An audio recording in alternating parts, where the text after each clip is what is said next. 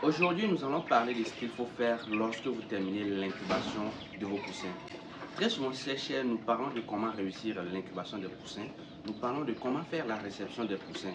Mais ce que j'ai remarqué, c'est que sur Internet, personne ne parle de ce qu'il faut faire lorsque vous terminez l'incubation de vos poussins.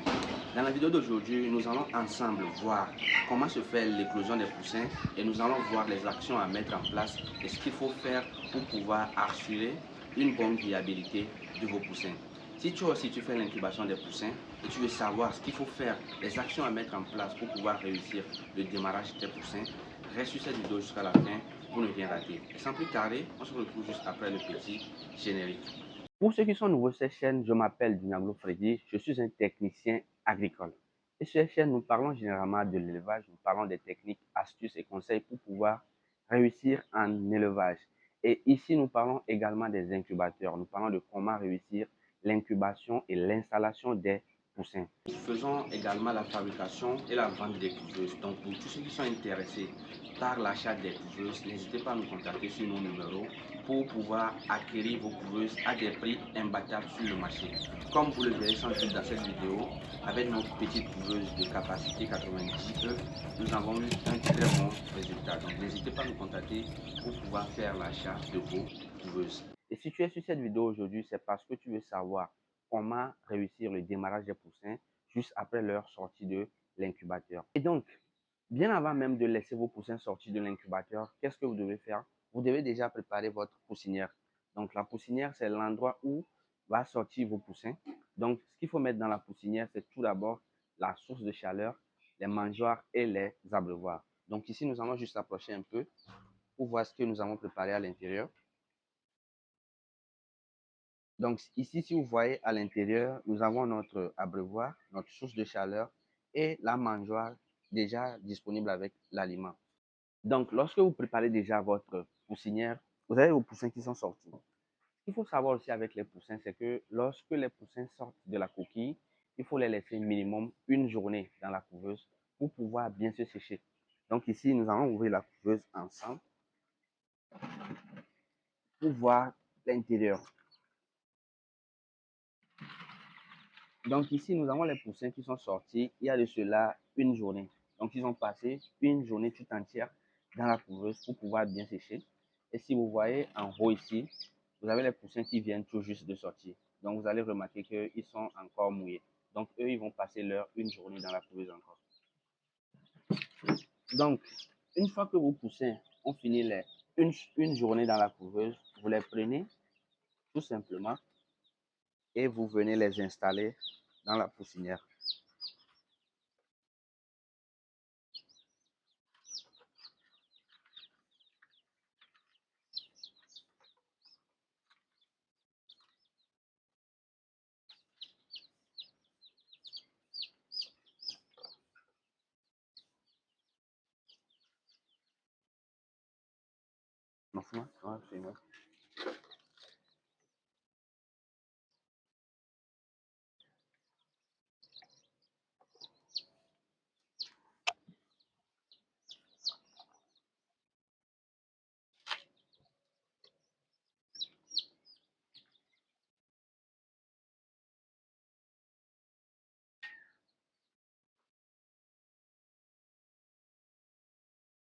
Une fois que vous avez vos poussins dans la poussinière, vous devez leur donner l'aliment de marrage.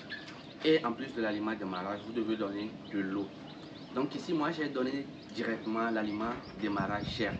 Mais ce qui est conseillé généralement, si vous n'avez pas les produits nécessaires, il faut leur donner les 3 premiers jours du maïs concassé. Pourquoi du maïs concassé? C'est pour éviter les fientes collantes.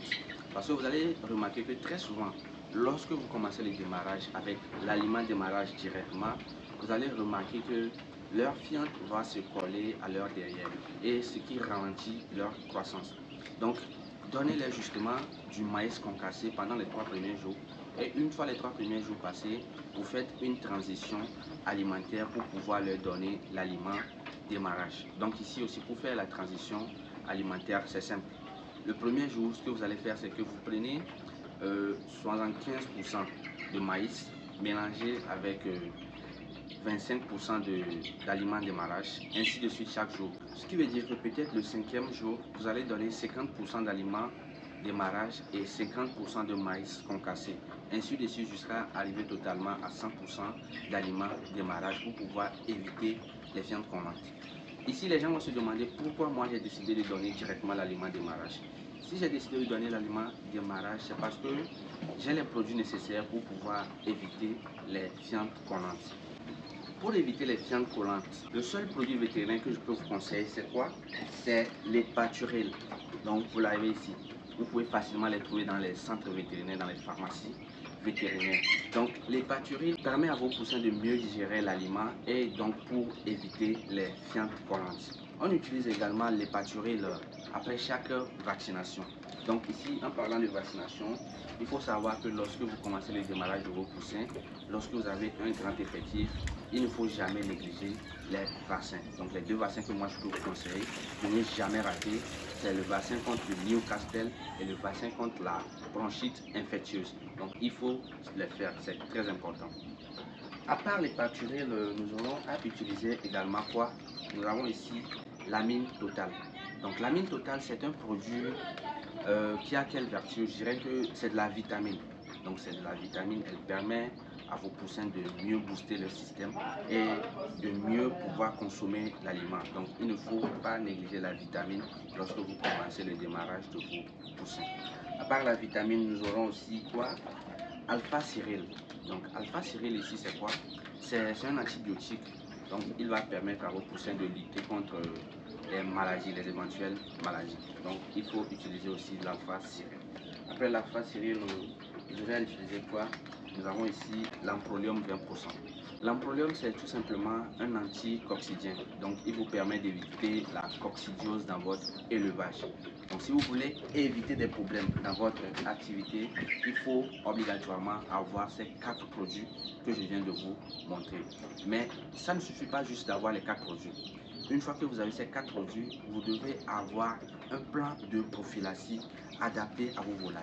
Il faut savoir que les plans de prophylaxie diffèrent en fonction de la race que vous élevez et aussi en fonction du cycle d'élevage. Si par exemple vous voulez élever les poules pondeuses, le plan de prophylaxie diffère des poules Goliath. Il va falloir vous approcher d'un technicien qui va pouvoir vous donner les plans de prophylaxie nécessaires pour pouvoir réussir votre activité. Si vous voyez dans la poussinière, nous avons les poussins qui sont en train de manger.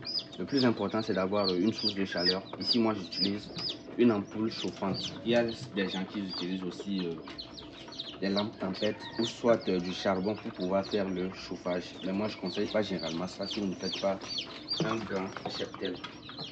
Donc ici, nous allons brancher notre ampoule chauffante. Voilà. Lorsque les poussins sont en démarrage, ils doivent avoir la source de chaleur qui est ici, 24 heures sur 24, au moins pendant 2 semaines, minimum 2 semaines. La source de chaleur est toujours allumée. Donc c'est cela qui va leur permettre de pouvoir être bien vigoureux et pouvoir bien se repérer aussi dans la couvée. Si vous voyez ici, nous avons la litière. Donc cette litière va leur empêcher d'être en contact direct avec quoi? Avec leur fiente. Par ça aussi, nous avons ici le plateau dans lequel ils vont consommer l'aliment. Donc ce qu'il faut savoir, c'est que lorsqu'ils sont à l'état poussin, ils ne peuvent pas manger dans les mangeoires directement. Donc vous devez avoir le plateau de démarrage pendant 1 semaine minimum. Il faut savoir ici aussi également, c'est que dans une caisse de moto, vous avez combien? Vous avez 100 poussins dans la caisse de moto pour la première semaine. Donc, une fois la première semaine passée, vous devez retirer 25%. Ce qui veut dire qu'avec une caisse de moto, première semaine, vous avez 100 poussins, deuxième semaine, 75 poussins, troisième semaine, 50 et quatrième semaine, 25 poussins. Donc moi, ce que je fais généralement, je mets les 100, ils font 2 semaines ici et directement dans la troisième semaine, ils vont dans la poussinière. Donc si vous remarquez derrière moi ici, vous avez les poussins qui sont dans la quatrième semaine ici. Donc le caméraman va s'approcher pour mieux vous présenter nos poussins Goliato qui sont dans leur quatrième semaine. Donc ici aussi, je ferai prochainement une autre vidéo pour mieux vous parler de ces poussins et vous expliquer comment réussir à avoir un très bon résultat en seulement 4 semaines. Nous voilà arrivés à la fin de cette vidéo. Si elle vous a plu, n'hésitez pas à vous abonner, n'hésitez pas à nous laisser un gros pouce bleu. Et sans plus tarder, on se dit ciao.